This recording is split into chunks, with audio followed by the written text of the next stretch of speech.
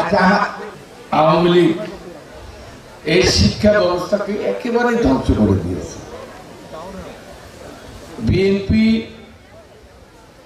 নকল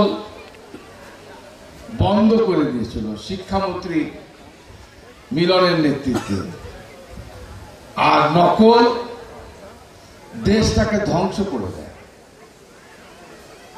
বিএনপি নকল বন্ধ করেছিল, আর এই নকল একটা জাতিকে ধ্বংস করে দেয়।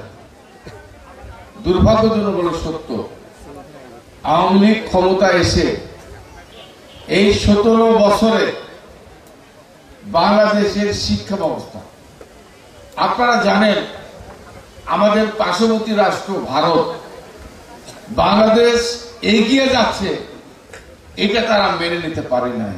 আর এই জন্য আওয়ামী লীগের শিক্ষামন্ত্রী দীপুমণিকে শিক্ষামন্ত্রী বানিয়ে সাদা খাতা লিখলেও জিপি5, অটো পাস না লিখলেও জিপি5, একটু লিখলে গোল্ডেন 5। এই যে শিক্ষা ব্যবস্থা, অর্থাৎ বাংলাদেশের শিক্ষা ব্যবস্থাকে এমন করে ধ্বংস করে দিয়েছিল যেন বাংলাদেশ যেন আর ঘুরে দাঁড়াতে না পারে। আর এই জন্য আমরা বিএনপি ক্ষমতায় গেলে আমাদের নেতা তারেক রহমান সাহেব বলেছেন, 31 দফার মধ্যে উনি উল্লেখ করেছেন এই শিক্ষা এবং স্বাস্থ্য খাতে তারেক রহমান 31 দফার মধ্যে উল্লেখ করেছে শিক্ষা এবং স্বাস্থ্য খাতে সবচেয়ে বেশি বরাদ্দ দেবে ক্ষমতা গেলে বিএনপি।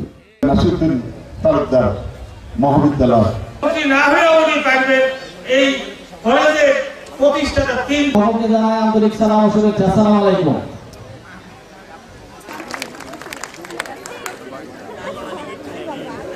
প্রতিষ্ঠান নিয়ে ভাবেন, আমরা জেনে আমাদের সবকিছু কাজ করেন। প্রথমে তারিখ করতেছে প্রধান অতিথি বড় টাকা আসে না কেন